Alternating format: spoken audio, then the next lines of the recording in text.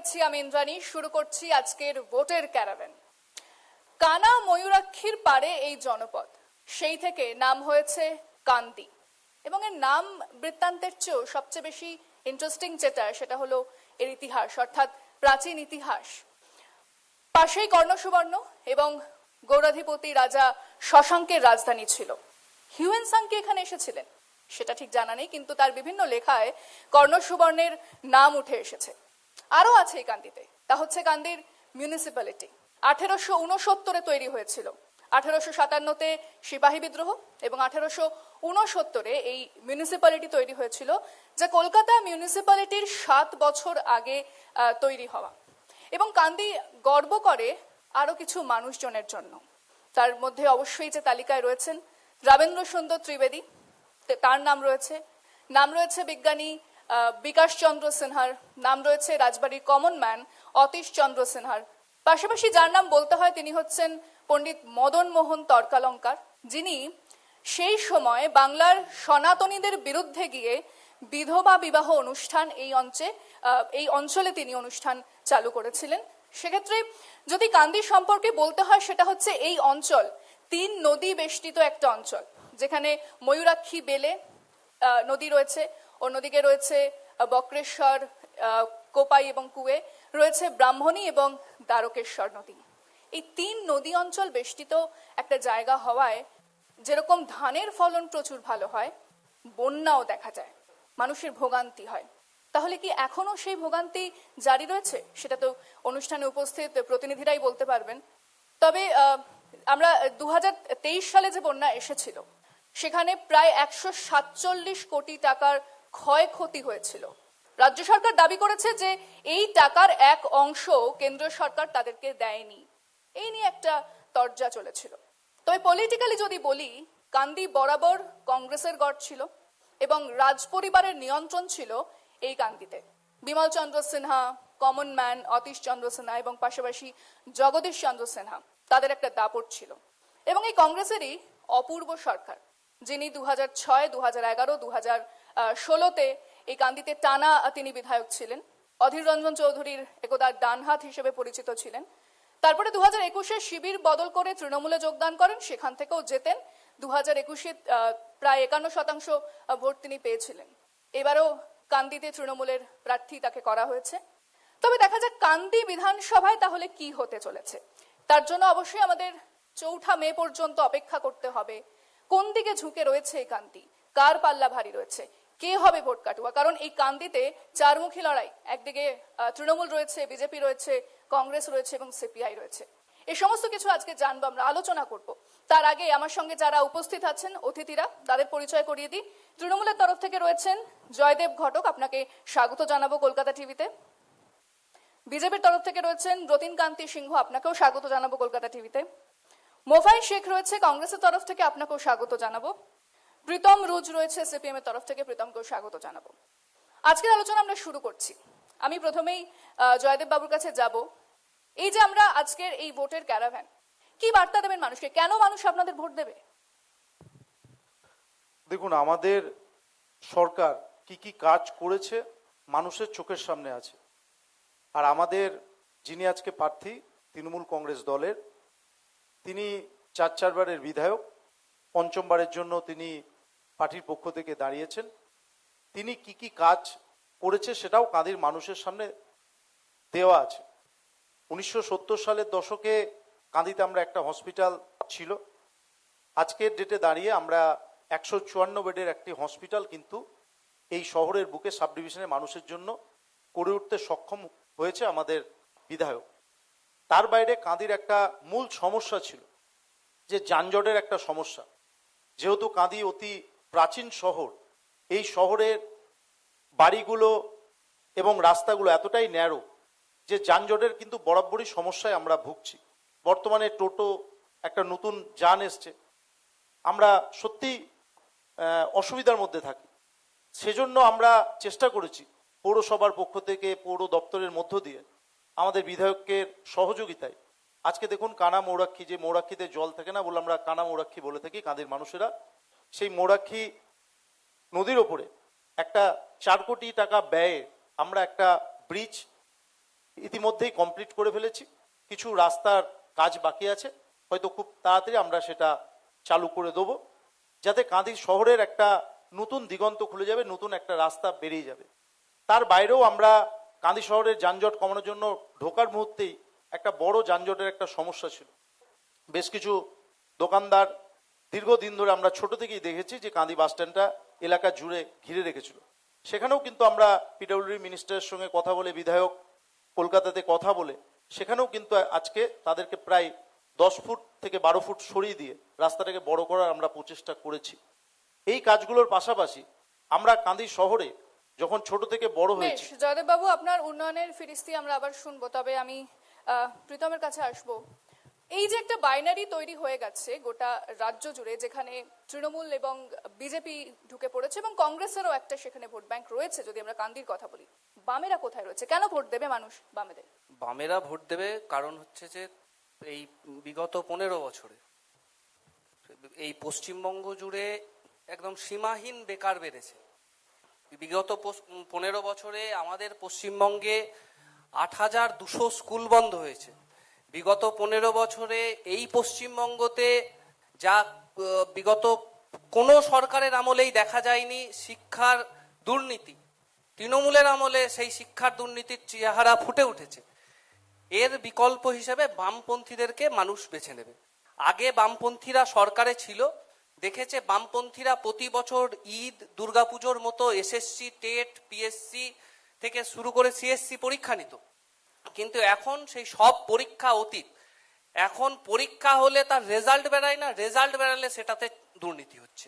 তৃণমূলের নেতারা কাটমানি খাচ্ছে, তৃণমূলের নেতারা দুর্নীতি করে সেই ছেলেগুলোকে বিভ্রান্তি করছে, সেই ছেলেগুলো আর সেই চাকরিটা করতে পারছে না। এটাই হচ্ছে সমস্যা। আর দাদা বলছিলেন, তৃণমূলের দাদা বললেন যে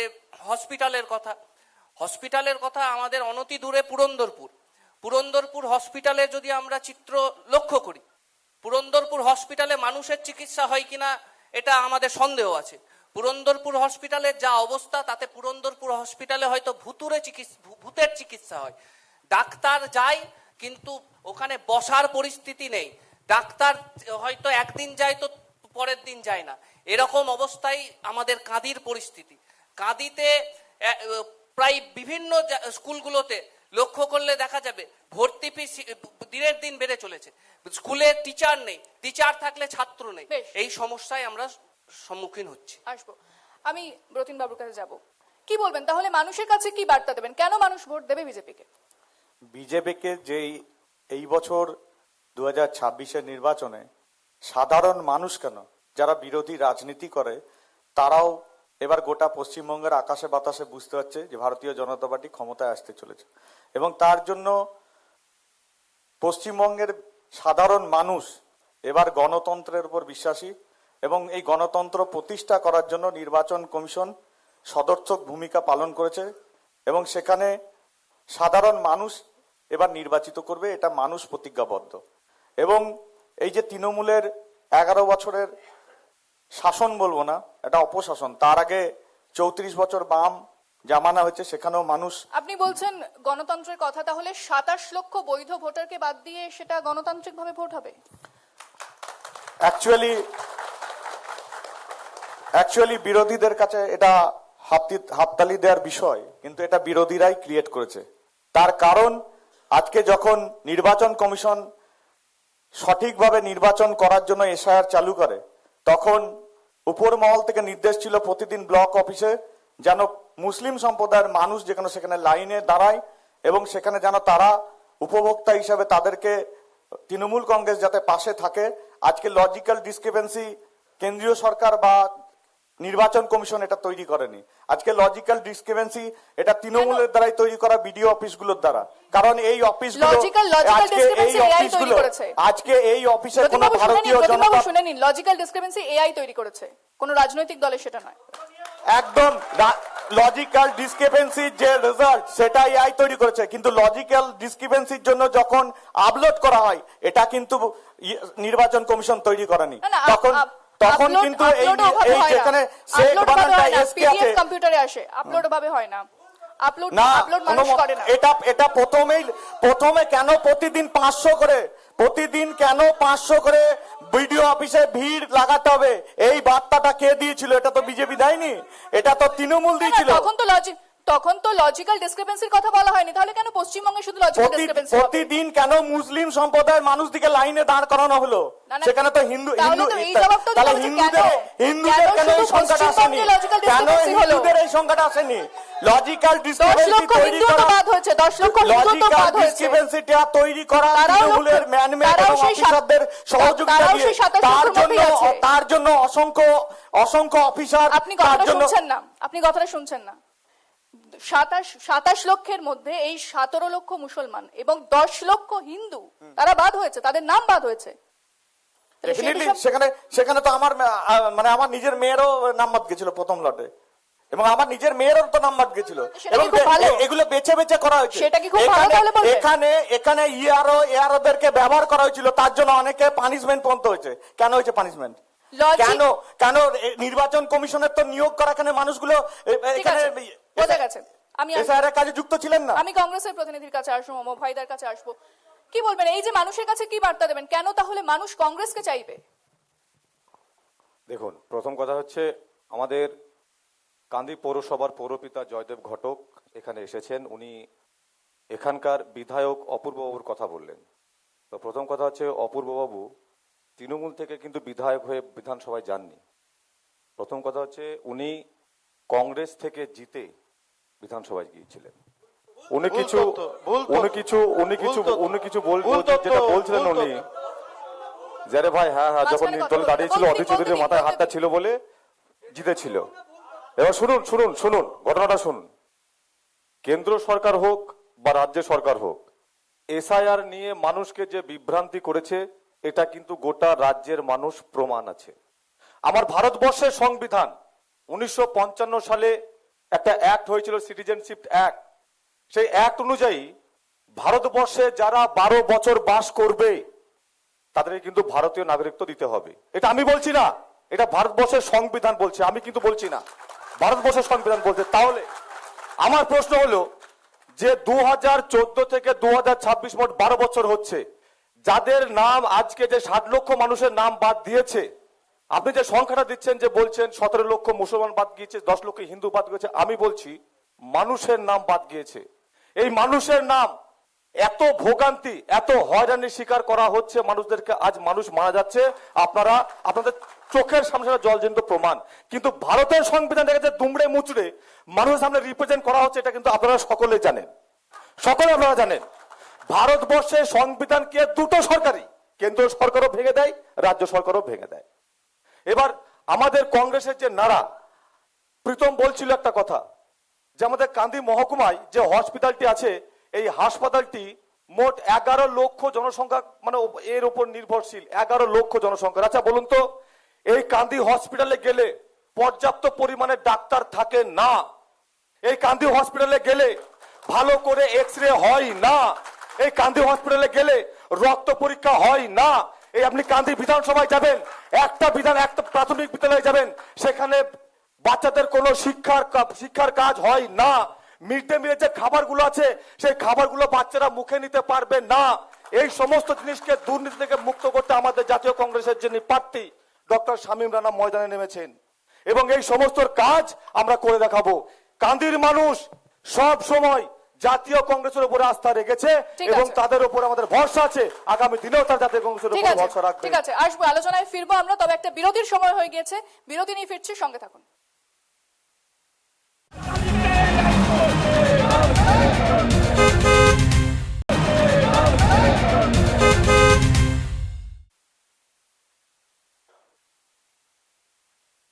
ফিরে এলাম বিরতির পর, আমরা আলোচনা আবার শুরু করি। এসআইআর নিয়ে আরো বিস্তারিতভাবে জানবো, বিষয়টাকে না আরো একটু বোঝার চেষ্টা করি। প্রথমে যখন এসআইআর প্রক্রিয়া শুরু হয়েছিল, তখন যে 60 লক্ষ নাম বাদ গিয়েছিল সেটা নিয়ে সেরকম ভাবে কোনো হইচই হয়নি, এবং তারপরে যেটা এলো সেটা হচ্ছে লজিক্যাল ডিসক্রিপেন্সি, সেখানে যেটা গোটা অন্য কোথাও হয়নি, এই রাজ্যে লজিক্যাল ডিসক্রিপেন্সি এলো, এবং লজিক্যাল ডিসক্রিপেন্সিতে দেখা গেল যে আরো কয়েক লক্ষ নাম বাদ গেল, তারপরে 27 লক্ষ মানুষের নাম বাদ গেছে। তাহলে কি এই যে মানুষের নাম বাদ গেছে তাদের ছাড়াই এই নির্বাচন হবে? এই সরকার কি এই যে বৈধ ভোটারের নাম বাদ যাচ্ছে, তাহলে যে সরকার গঠন হবে সেটা কি তাহলে বৈধ হবে? এই যে যাদের নাম বাদ যাচ্ছে তারা কি নাগরিক নন? এই প্রশ্নটাই আমি করব প্রতিম বাবু আপনাকে। এই যে এত লক্ষ মানুষের নাম বাদ যাওয়া, আচ্ছা প্রতিম বাবু আসবো আমি, একবার যাবো জয়দেব বাবুর কাছে, যে এই যে এত লক্ষ মানুষের নাম বাদ যাওয়া, তাহলে কি তারা ভোট দিতে পারবেন না? তারা নাগরিক নন? তাদের ছাড়াই একটা সরকার গঠন হবে? তৃণমূল কংগ্রেস দল প্রথম দিন থেকেই এই এসআইআর এর বিরুদ্ধে রাস্তায় ময়দানে লড়াই করেছে। কোনো রাজনৈতিক দলকে সেদিন কিন্তু দেখা যায়নি, কোনো রাজনৈতিক দলকে। আর বিজেপির তো প্রথম দিন থেকেই টার্গেটই ছিল যে আজকে নির্বাচন কমিশন, যেটা সাংবিধানিক প্রতিষ্ঠান, আজকে মানুষ তার নাম করে দিয়েছে নির্যাতন কমিশন, মানুষ তার নাম দিয়েছে হোয়াটসঅ্যাপ কমিশন। আমরা বলছি না, মানুষ বলছে। তাহলে প্রথম দিনই তো এখানে ডিলিটেশনের ব্যাপারটাই প্রাধান্য দেওয়া হয়েছে, ইনক্লুশনের ব্যাপারটা তো গুরুত্ব দেওয়া হয়নি। স্বরাষ্ট্রমন্ত্রী, দেশের প্রধানমন্ত্রী, এখানকার বিরোধী দলনেতা, প্রথম দিন থেকেই তো এখানে সংখ্যা বলে দেওয়া হয়েছে। নির্বাচন কমিশনে যারা ছিলেন তারা সেই টার্গেটটা পূরণ করেছে, তার জন্যই আজকে এই পরিস্থিতি। আমরা তো চাই প্রতিটা মানুষ। তাহলে আপনারা কেন রাজি হচ্ছেন এই 27 লক্ষ মানুষকে বাদ দিয়ে ভোট করতে? আমরা তো বরাবরই বলেছি প্রতিটা নাগরিকদের ভোটাধিকার অবশ্যই হওয়া উচিত, এবং ডিসিশনটা তাহলে কেন নির্বাচন হতে দিচ্ছেন এখন? তাহলে এখন কেন হতে দিচ্ছেন?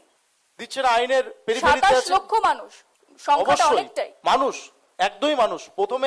প্রথম পর্যায়ে বাদ দিয়েছিল 58 লক্ষ, তার পরবর্তী ক্ষেত্রে লজিক্যাল ডিসক্রিমিনেন্সির নাম করে 1,30,00,000 হলো।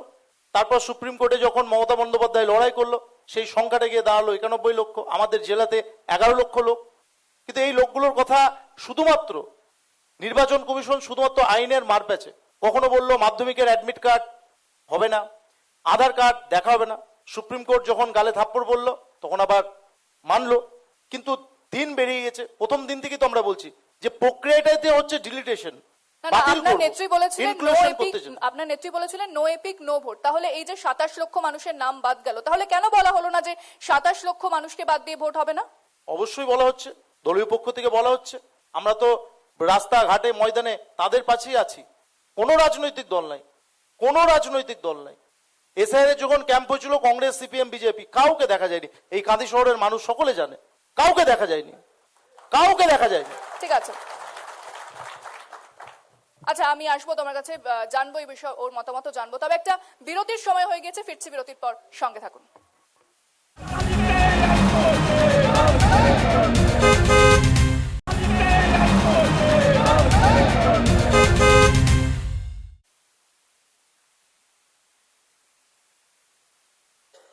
ফিরে এলাম বিরতির পর। আমি প্রীতমের কাছে যাব। এই যে এত লক্ষ মানুষের নাম বাদ গেছে, 27 লক্ষ, অনেকটা, এক দুজন নয়। সেক্ষেত্রে এদের ছাড়াই যদি ভোট হয় তাহলে এ কেমন গণতন্ত্র চলছে? এবং তাহলে যদি বৈধ ভোটাররাই ভোট দিতে না পারেন তাহলে কিভাবে বৈধ সরকার গঠিত হবে? দেখুন, প্রথম কথা হচ্ছে তৃণমূলের প্রতিনিধি বললেন, কিন্তু উনি ভুল, বিভ্রান্তিমূলক এবং অসত্য তথ্য ছড়ালেন। মমতা ব্যানার্জি কোনো নিজের মামলা করেননি এসআইআর সংক্রান্ত বিষয়ে।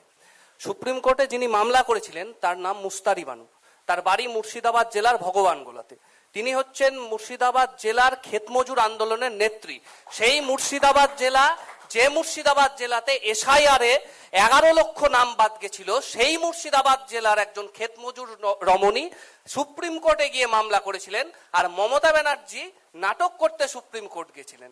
মমতা ব্যানার্জির সরকার, মমতা ব্যানার্জি এবং অভিষেক বন্দ্যোপাধ্যায় এরাই বলেছিলেন যে ওয়াকআপ নিয়ে আন্দোলন করতে গেলে তুমি দিল্লিতে গিয়ে আন্দোলন করো। ঠিক আছে, বেশ, উনি না হয় নাটক করছিলেন, তাহলে 27 লক্ষ নাম বাদ দিয়ে তাহলে কেন ভোট হচ্ছে? সেটা নিয়ে আপনারা কি করছেন, বামেরা কি করছেন? একদমই তাই। আমাদের সরকার, আমাদের দল, বামপন্থীরা সাধারণ মানুষের পাশে আছে। এবং আপনাদের যারা উকিলরা যারা সারাক্ষণ হাইকোর্টে বসে থাকেন তারা এখন কি করছেন তাহলে? না, আমাদের উকিলরাই তো প্রথম মামলা করেছে এসআইআর নিয়ে, তো আর কোনো দল এখন মামলা কি করেনি। করছেন? এখন কিভাবে লড়াইটা হচ্ছে? এখনো তো যাদের নাম বাদ গিয়েছে তাদের হয়ে হাইকোর্ট থেকে সুপ্রিম কোর্ট ছুটে বেড়াচ্ছে আমাদের সংগঠনের উকিলরা, তাছাড়া কোনো সংগঠনের। 27 লক্ষ মানুষ তো ভোট দিতে পারছে না, তাহলে বামেরা কি করছে? না, আমরা তো বলছি যে আইনের একটা বেড়া জালে যার মধ্যে দিয়ে আমাদেরকে নির্বাচনে যেতেই হবে, সেই জন্য আমাদেরকে নির্বাচনে ঢুকতে হয়েছে। কিন্তু এই মানুষের নাম বাদ দিয়ে আমরা নির্বাচনে মানে না, আপনারা তাহলে বলছেন যে আন্দোলন করেছেন, অন্য জায়গায় বিভিন্ন কোর্টে গেছেন, তাহলে কোথায় আপনাদের নেতারা কোথায়? আমাদের নেতারা তো সাধারণ মানুষের পাশেই আছে। মমতা ব্যানার্জি কিভাবে পাশে আছে? কিভাবে পাশে আছে? এই যে এত মানুষকে এসডিও অফিসে নাম তোলার নাম তাহলে করে 27 লক্ষ মানুষ ভোট দিতে পারবে তো? না, একদমই না। কিন্তু বিষয় হচ্ছে যে এত মানুষকে এসডিও অফিসে নাম তোলার নাম করে হয়রানি করা হচ্ছে।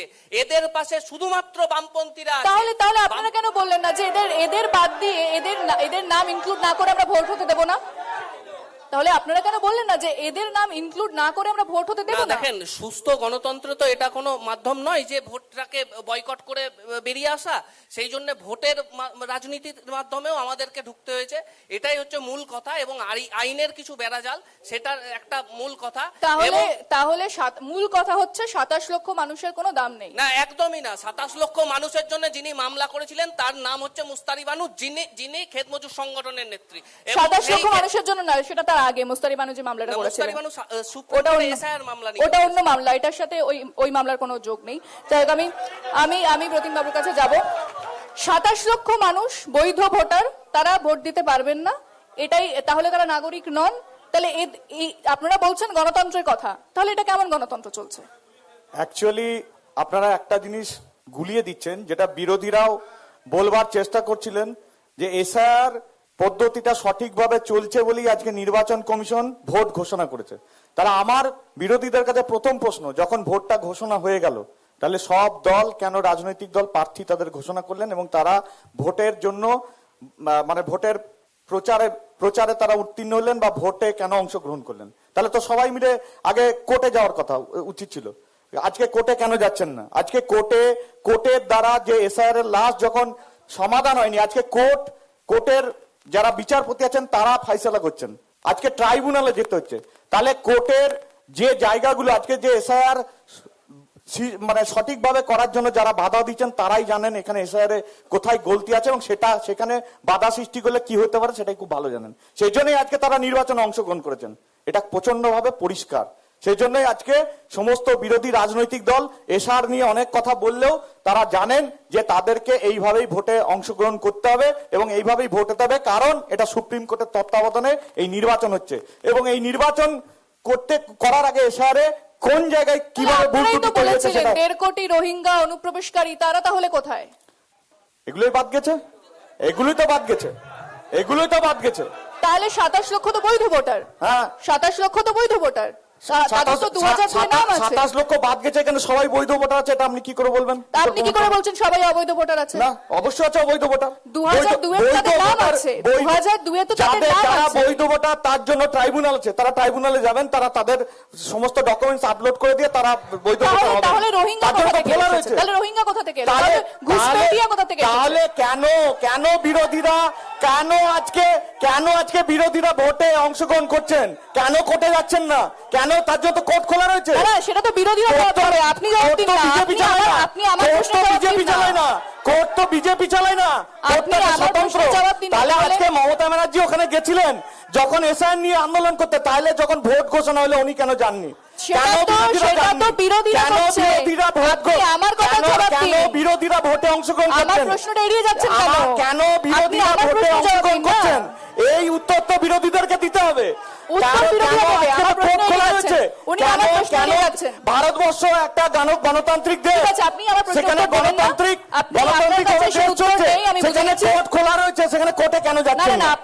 কেন বিরোধীরা কোর্টে যাচ্ছেন না? এই প্রশ্নের উত্তর তো দিতে হবে। এসআর নিয়ে এত কথা বললেও তারা কেন ভোট অংশগ্রহণ করছেন? মাইকটা রাখুন এবারে। তাহলে এই যে চলছে, এই যে গোটা প্রক্রিয়া চলছে, যেভাবে মানুষের নাম বাদ দেওয়া হচ্ছে, এটা তাহলে কেমন গণতন্ত্র চলছে এবং এই গণতন্ত্র কিভাবে এরকম ভাবে নির্বাচন চলছে? খুব ভালো প্রশ্ন করেছেন। দেখুন, এমন তো নয় যে আমাদের ভারতবর্ষের মধ্যে এই প্রথম এসআর হচ্ছে, তা তো নয়, এর আগেও এসআর হয়েছে, তাই না? না, এই প্রথম এসআইআর সামারি রিভিশন হয়েছে, এর আগেও এসআর হয়েছিল রাজীব গান্ধীর আমলে। এসআইআর তখনো হয়নি, সামারি রিভিশন হয়েছে, এসআইআর হয়নি। হয়েছিল, এবার ঘটনা হচ্ছে, যাই হোক, এসআইআর হলো এসআইআর বলে কিছু নেই। হলো এবার ঘটনা হচ্ছে যে 27 লক্ষ মানুষ বা 10 লক্ষ, যে আমাদের 27 লক্ষ মানুষ এটা বাদ গেল, তারা কিন্তু গণতন্ত্রের অধিকার থেকে বাদ গেছে। ঠিক আছে, 2-3টে উদাহরণ আপনাদেরকে দিচ্ছি, যেটা রাজ্য সরকার এবং কেন্দ্র সরকার কাছে একটা প্রশ্ন থাকবে। যে আমরা দেখলাম যে আমাদের মুর্শিদাবাদের মধ্যে জাকির হোসেন, বাইরন বিশ্বাস, কাজল শেখ, এদের নাম এসআর লিস্ট থেকে বাদ গিয়েছিল। যেই দেখলো এরা প্রার্থী হলো, এদের নামটা এসআর লিস্টে আবার চলে এলো, ভোটার লিস্টে চলে এলো। এটা কিভাবে সম্ভব হলো? এটুকু একটু বলে দেন। তাহলে তাদের নাম যদি ওঠে, তাহলে সাধারণ মানুষের নামটা কেন উঠছে না? এটা হলো প্রশ্ন। যদি জাকির হোসেনের নাম এসআর লিস্ট থেকে বাদ দেওয়ার পর তার নামটা উঠে যায়, তাহলে জনগণের নামও উঠবে, কেন উঠছে না? বাইরন বিশ্বাসের নাম যদি এসআর লিস্ট থেকে বাদ দেওয়ার পর তার নামটা উঠে যায়, তাহলে জনগণের সাধারণ মানুষের নামটা কেন উঠছে না? এটা কিন্তু বড় প্রশ্ন। এই প্রশ্নটা আমি রাখলাম। ঠিক আছে, তাহলে আপনি উত্তরটা দিন। প্রথমত বলি, মুর্শিদাবাদের কংগ্রেসটার কংগ্রেস নেই, মোদি কংগ্রেস হয়ে গেছে। এটা জেনে রাখা দরকার যে উনি মফাইবাবু যে কথাটা বললেন যে অধীর চৌধুরীর বিষয়ে, এই কাঁদি শহরের মানুষদের জেনে রাখা দরকার 2011 সাল থেকে 2024 সাল পর্যন্ত এই শহরের জন্য আমাদের প্রাক্তন সাংসদ একটা টাকাও কিন্তু বরাদ্দ করেনি এই শহরের জন্য, জেনে রাখুন। 2 নম্বর, দাঁড়ান আমি বলবো, তারপর উত্তর দেবেন। 2 নম্বর, আপনি বললেন যে অপূর্ব সরকার মহাশয় কংগ্রেস থেকে বিধায়ক নির্বাচিত, ঠিক, কিন্তু আপনার জ্ঞাতার্থে জানিয়ে রাখি যে 2019 সালে লোকসভা নির্বাচনে তিনি কংগ্রেস দল থেকে পদত্যাগ করে কিন্তু নির্বাচনে অংশগ্রহণ করেছিল এবং 2021 সালে তৃণমূল কংগ্রেসের টিকিটে দাঁড়িয়েছিল এবং কংগ্রেসকে 3rd পজিশন করেছিল। আগামী দিনেও 3rd পজিশনই থাকবেন, জেনে রাখুন। আর আপনি যে প্রশ্নটা করলেন যে জাকির হোসেন, বাইরন বিশ্বাস, দাঁড়ান, সময় কথা বলবে। অবশ্যই অবশ্যই জয়দেব বাবু, হ্যাঁ, সময় অবশ্যই কথা বলবে। অবশ্যই সময় তো কথা বলবে। এখন থেকে অবশ্যই কংগ্রেস শূন্য ছিল, ভোটের শিক্ষা কংগ্রেস দিতে পারেন শূন্য না। ছিল, আপনি কংগ্রেস শূন্য ছিল, শূন্য মানুষের থাকবে। জনগণের রায় বলি, হবে। অবশ্যই মানুষের রায় হবে। অবশ্যই রায় হবে, এটা বলতে পারেন না। অবশ্যই রায় হবে, এটা বলতে পারেন না। অবশ্যই রায় হবে। এই কান্দির বুকে, অবশ্যই রায় এই হবে। কান্দির বুকে অবশ্যই রায় হবে। কংগ্রেসের কথা আলাদা বলবেন না। জায়গা আছে। বলি। সেটা আগামী 4 তারিখ আপনি বুঝতে পারবেন। আমরা আগামী 4 তারিখ আপনি বুঝতে পারবেন। আর অধীর চৌধুরীর কি অবদান আছে আমাদের এই মুর্শিদাবাদে, এই মোদি কংগ্রেস, মোদি কংগ্রেস বুঝে দেবে। ঠিক আছে, মোদি আপনি কথা কংগ্রেস বলবেন না, দাঁড়ান। 24টা মোদি কংগ্রেস খেয়ে গোটা বাংলার মানুষ হয়ে গেছে। রাখতে বলেছি। মোদি কংগ্রেস খেয়ে গোটা বাংলার মানুষ হয়ে গেছে। মোদি কংগ্রেস খেয়ে গোটা বাংলার মানুষ হয়ে গেছে। মমতা বন্দ্যোপাধ্যায় বলেছিলেন, মমতা বন্দ্যোপাধ্যায় বলেছে, আমি এসআইআর মুসলিম আমার লাশের উপরে বিচার করতে হবে। আজকে আমরা বলিনি, আজকে ধর্ম মমতা বন্দ্যোপাধ্যায় বলেছেন আমরা মুসলিম আজকে ধর্ম নিরপেক্ষতার কথা বলতে মুসলিম ভোট ভেঙে গিয়ে কংগ্রেসের দিকে চলে বাবা, গেছে। তোমাদের তো হিন্দু মুসলিমের বাইরে ঠিক আছে, কোনো বক্তব্য নাই। ধর্ম নিরপেক্ষতা বলে কিছু হয় না। একজন শিক্ষক, ধর্ম নিরপেক্ষতা বলে কিছু হয় না। তুমি একজন ভাই, শিক্ষক, ধর্ম তুমি মানুষ ধর্ম কথা বলে কিছু হয় না। সংবিধান তুমি মানুষ ধর্ম নিয়ে চলে। একজন শিক্ষক, ধর্ম নিয়ে চলে। প্রতিন্দা আপনি কি সংবিধান ধর্ম নিয়ে চলে। ও প্রতিন বাবু, আপনি কি ঠিক আছে, ভারতের ঠিক আছে, সংবিধানকে ঠিক আছে। অস্বীকার আসবো, করছেন? আসবো, ভারতের আসবো। সংবিধান একজন শিক্ষক, মানুষ বলে কথা বলছে। আজকে সংবিধান তো আপনার কথা বলতে হচ্ছে। আপনার সংবিধানটা তো আপনি ভারতীয় নিরপেক্ষ বলে কিছু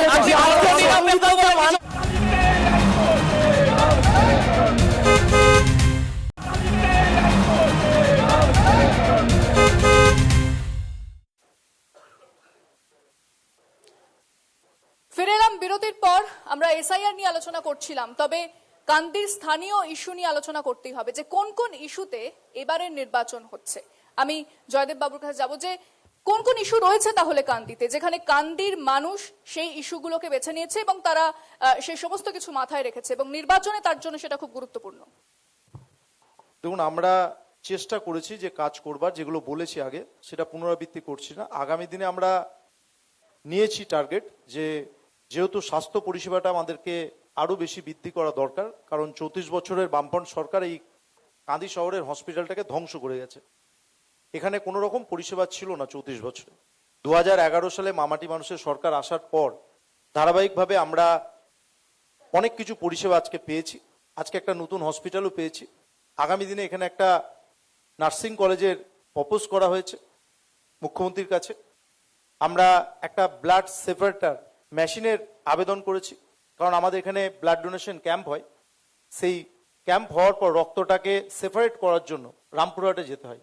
সেই ব্লাড সেপারেটরের একটা মেশিনের করেছি, কিন্তু সেটাও ক্ষেত্রেও একটা টেকনিক্যাল সমস্যা আছে যে সরকারি নিয়ম অনুসারে 10,000 বছরে 10,000 ব্লাড ডোনেশন মানে রক্তদাতা যদি রক্ত দেয় তবেই সেই মেশিনটা একটা এসডি হসপিটালে পাওয়া যায়। সেটাও আমরা টার্গেট নিচ্ছি, সেটা প্রায় গত বছর আমরা প্রায় 7 থেকে 6,500 মতো গিয়ে টার্গেট পূরণ করেছি।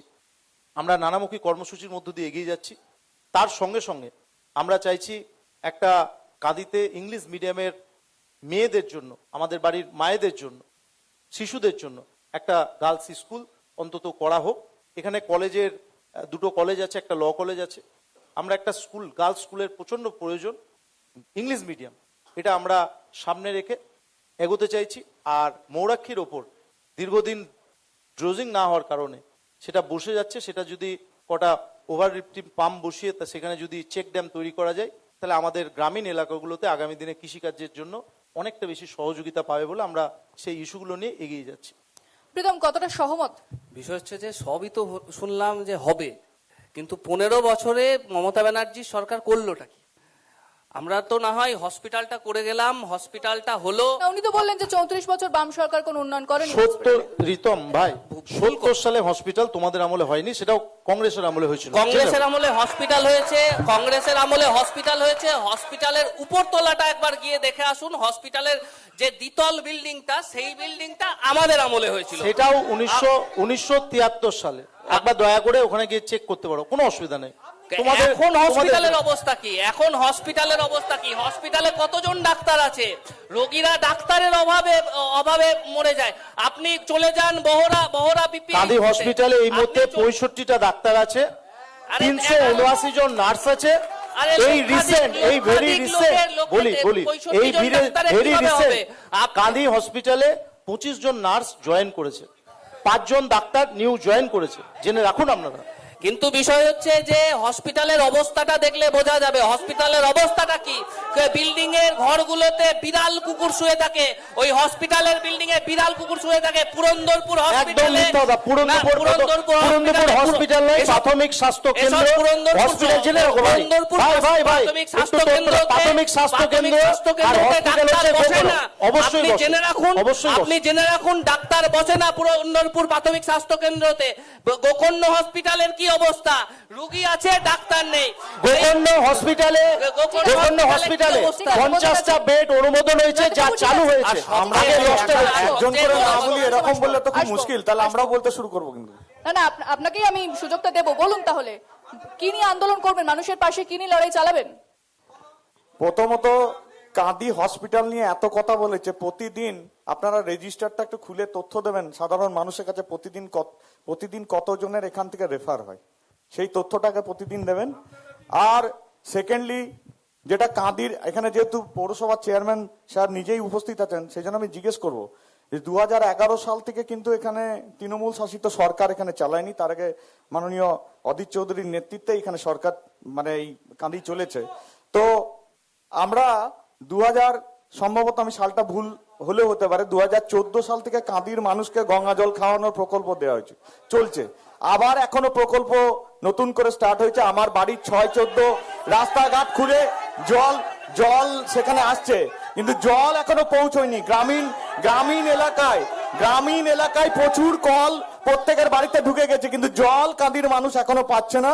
কিন্তু সেই ওই সাবমার্সিবল কলগুলো এখনো ওখানে সবসময় ইতস্তত বিক্ষিপ্ত ভাবে জল বেরিয়ে যাচ্ছে, এবং জলের অপচয় কাঁদিতে কিন্তু এখনো চলছে। কাঁদির মানুষকে অনেকবার খাওয়ানো হয়েছে যে কাঁদিতে স্টেটের ট্রান্সপোর্ট হবে, এখনো পর্যন্ত হয়নি।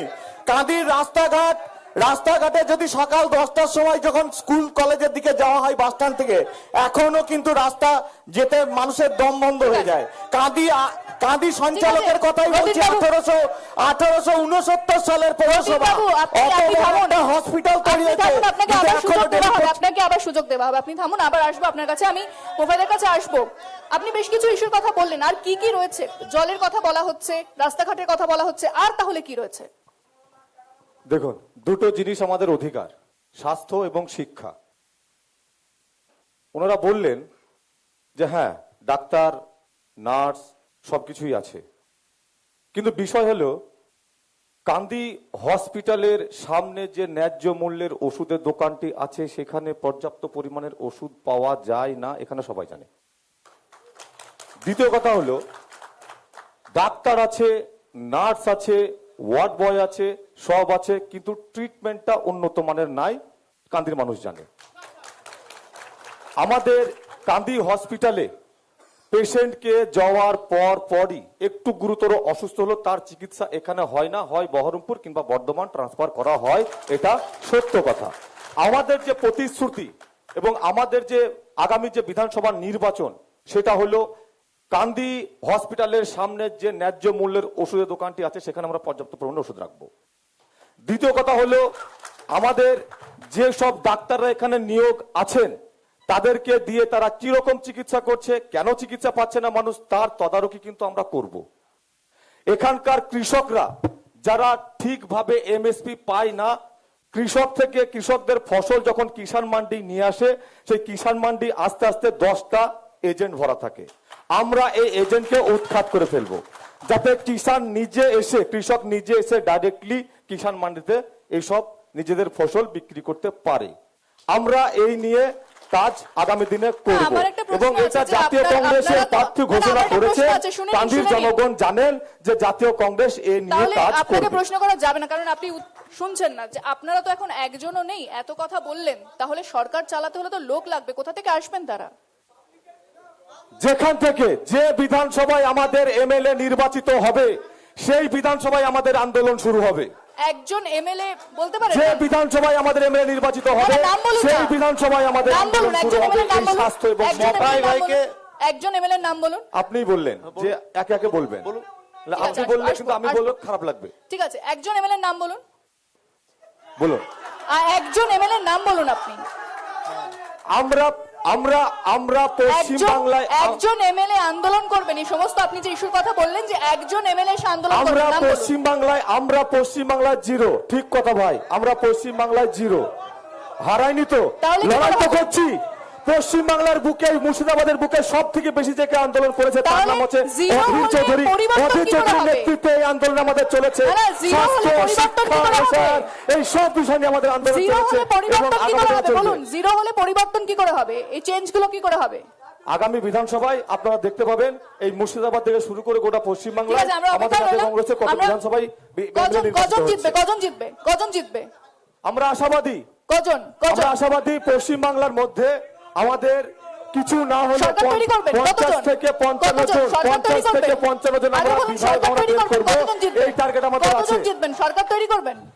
আমরা বলছি না সরকার তৈরি করবো, মানুষ যদি আশীর্বাদ ঠিক আছে। করেন তো সরকার আমরা তৈরি করবো। আলোচনায় আসবো একটা। মানুষ বিরতির সময় আশীর্বাদ হয়ে গেছে। করলে আমরা সরকার তৈরি বিরতির করবো। সময় মানুষকে হয়ে আমরা গেছে। আহ্বান বিরতির জানাচ্ছি পর যে সঙ্গে থাকুন। জাতীয় কংগ্রেসকে আশীর্বাদ করুন, তারপরে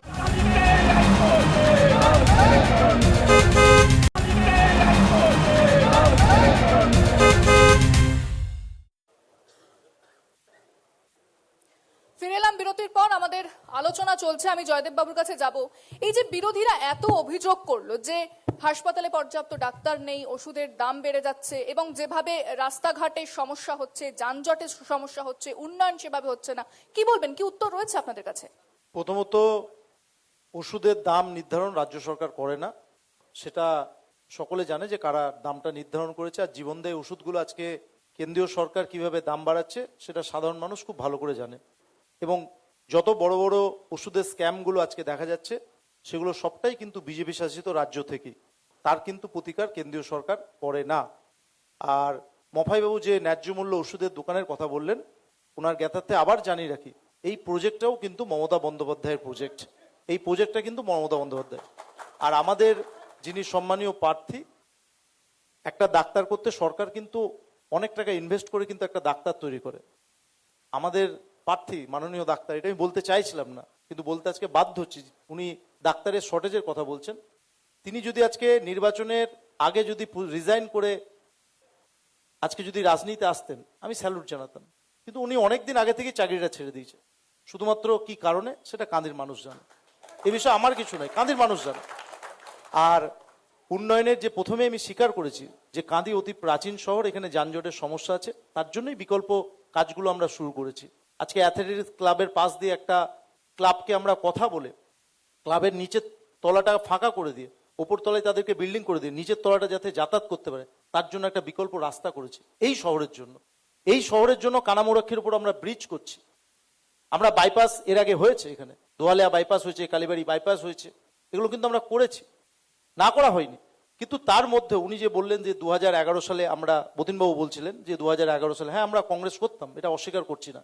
কিন্তু অধীরবাবু যেদিন থেকে সকাল থেকে ঘুম থেকে উঠে রাত্রিবেলা পর্যন্ত, কালকেও টিভি মিডিয়ায় দেখছি যে একজন প্রাক্তন সভাধিপতি অভিযোগ করছে যে কংগ্রেস দলে আজকে টিকে থাকতে গেলে টাকার দরকার, টাকা দিলে টিকিট পাওয়া যায়। এটা আমি বলছি না, তাদের দলের লোকেরা বলছে, প্রাক্তন সভাধিপতি বলছে, জেলা কংগ্রেসে প্রদেশ কংগ্রেসের একজন সম্পাদক বলছে, এটা আমি বলছি না। তা কংগ্রেস দল তো মোদী কংগ্রেস হয়েছে, আমি আগেই বলেছি। আজকে 24টা সিকিউরিটি, রাহুল গান্ধীর বাংলো একদিনের মধ্যে ছাড়তে হয়, কিন্তু অধীরবাবুর বাংলো বছর পর বছর থাকছে। কাদের নির্দেশে? এখানে বতিনবাবুরা আছে, তাকে সাপোর্ট দেয়, এটা কাঁদির মানুষ জানে, মুর্শিদাবাদের মানুষ জানে। তাই তো আজকে কংগ্রেস এখানে যত দিন যাচ্ছে তত নিশ্চয় হচ্ছে। সেই জন্যই তো আজকে অধীরবাবুকে ক্যান্ডিডেট হতে হচ্ছে বিধানসভাতে। তাহলে এখানে আপনাদের লড়াই কার সঙ্গে, অধীরবাবুর সঙ্গে না বিজেপির সঙ্গে? আমাদের এখানে বিজেপির সঙ্গে লড়াই। আচ্ছা, আমি আসবো প্রীতমের কাছে। এই যে এত ইস্যুর কথা বলা হচ্ছে এবং শাসক দলের তরফ থেকে বিভিন্ন প্রতিশ্রুতি দেওয়া হচ্ছে, তাহলে বামেরা কি করছে? তারা কিভাবে মানুষের কাছে যাচ্ছে? কতটা তারা আন্দোলন গড়ে তুলতে পেরেছে বা কতটা বিরোধিতা তারা করতে পারছে? বিষয় হচ্ছে যে মূল কথা হচ্ছে যে মানুষই বলছে, আমরা বলছি না। এই যে এত কথা বলছে না আমার তৃণমূলের ভাই বন্ধুরা, আর দাদাও বলছে, এই যে মমতা ব্যানার্জি 2011 সালে যখন ক্ষমতায় আসে তখন তার মূল প্রতিশ্রুতি ছিল বছরে 2 লক্ষ বেকারের চাকরি। আপনার 15 বছর ক্ষমতায় আছেন, মানে প্রায় 30 লক্ষ চাকরির হয়। তাহলে 15 বছর ধরে যদি এতটাই খারাপ কাজ করে থাকে তৃণমূল, তাহলে বামেরা কেন সেটা রাস্তায় নেমে আন্দোলন করছেন? অনেকে তো বলে শুধু বামেরা এখন ফেসবুকে আন্দোলন করে। না, বামেরা তো আন্দোলন করছে, বামেরা তো আন্দোলন করছে বলে মানুষ বুঝতে পারছে না কেন? মানুষ একটা হয়েছে। মানুষ, আপনি ওয়েট করুন, 4 তারিখে তার মানে একদম প্রতিফলন পাবেন। জিতবে তাহলে আপনি বলছেন? 4 তারিখে কতজন জিতবে তাহলে আপনি বলছেন? জিতবে তো বলতে পারবো না, কিন্তু সরকার গঠন করব আমরা। আপনি নিশ্চিত নিজেই জানেন না। আমরা তো ভবিষ্যৎ গণনা করতে পারবো আপনি না। নিশ্চিত নিজেই বলতে আমরা পারছেন বলছি না। মুর্শিদাবাদে তৃণমূলকে শূন্য করব, মুর্শিদাবাদে তৃণমূলকে শূন্য করব। আপনার তো নিজের একটা কনফিডেন্স থাকবে যে আমরা তো আমার বলছি দলে এতজন জিতবে। মুর্শিদাবাদে তৃণমূলকে শূন্য করব। না, তাহলে বলুন মুর্শিদাবাদে কোন কোন আসনে বামেরা জিতবে? মুর্শিদাবাদে ডোমকল কাঁদি সাব ডিভিশনের প্রায় সব আসনেই, এবং আপনি পাশের সিট খড়গ্রাম, ভরতপুর, কাঁদি, বড়োয়া সহ ডোমকল সাব ডিভিশনের প্রায় সব কটা আসনে আমরা তৃণমূলের মূল প্রতিদ্বন্দ্বী। জয়দেববাবু, যাহাই রাম তাহাই বাম, এই কথাটা কেন বলছি?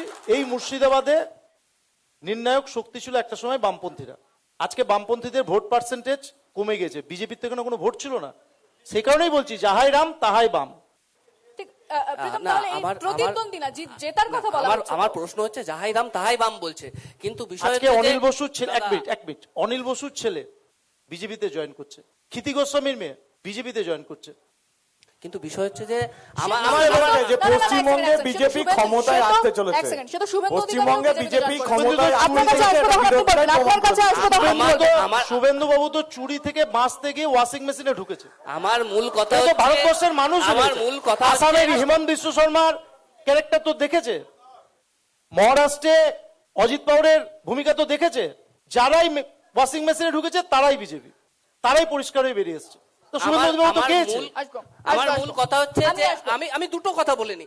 আমার মূল কথা হচ্ছে তাহলে তৃণমূলের প্রার্থী তালিকা ঘোষণার দিন অবধি বিজেপি থেকে প্রার্থী ভাড়া করে আনতে হচ্ছে কেন?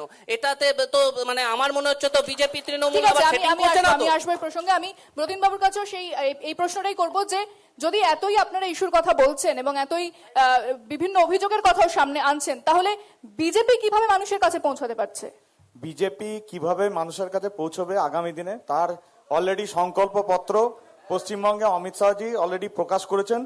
এবং পশ্চিমবঙ্গের মানুষ আজকে সত্যি কথা বলতে একটা সন্তান সম্ভবা মাতা যেভাবে কষ্ট পায় প্রসব যন্ত্রণায়, সেভাবে পশ্চিমবঙ্গের মানুষ সেইভাবে যন্ত্রণায় আজকে কষ্ট পাচ্ছে। আগামী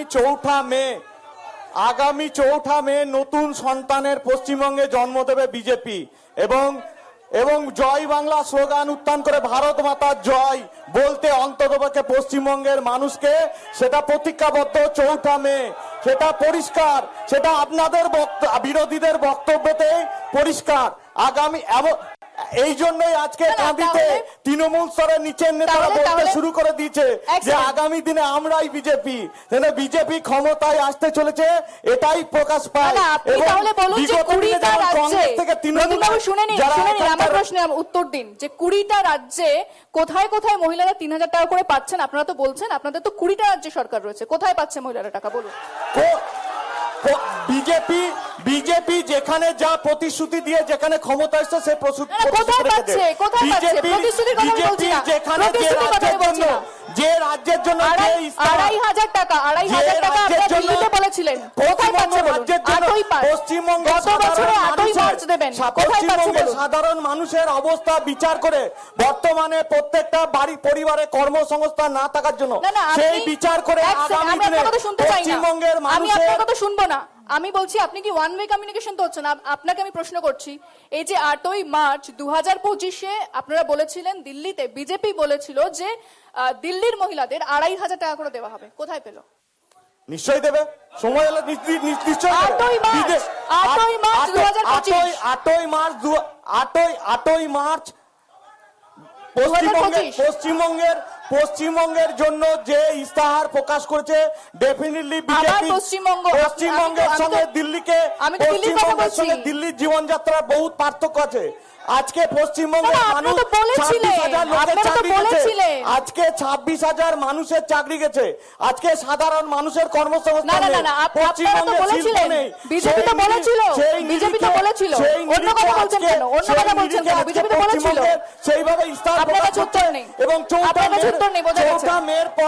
চৌঠা মের পর নিশ্চিতভাবে ভারতীয় জনতা পার্টি ক্ষমতা এলে তার ইস্তাহার প্রত্যেকটা যে ইস্তাহার প্রকাশ করছে সেটা দায়িত্ব আপনারা নিয়ে পালন করবে। দিল্লিতে জেতার আগে এটা বলেছিলেন যে মহিলাদেরকে 3000 টাকা করে দেওয়া হবে, 2500 টাকা করে দেওয়া হবে। নিশ্চয়ই দিল্লিতে যখন 8ই তাদের যখন মার্চ পরিকল্পনা 2025 সালে, অবশ্যই দেবে। 2025 সালের কথা।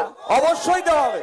এক অবশ্যই বছর দেবে। হয়ে গেল, এক বছর হয়ে গেল। অবশ্যই দেবে। কে পেয়েছে? ওটাই কতজন বলে। পেয়েছে? সেখানে কতজন মহিলা পেয়েছে? সেখানে সরকারের আর্থিক অবস্থার উপর অনেক কিছু নির্ভর করে। তাহলে আপনি দেবে। বলছেন দিল্লির আর্থিক অবস্থা দেবে। খারাপ? নিশ্চয়ই আপনি দেবে। বলছেন দিল্লির আর্থিক নিশ্চয়ই অবস্থা দেবে। খারাপ?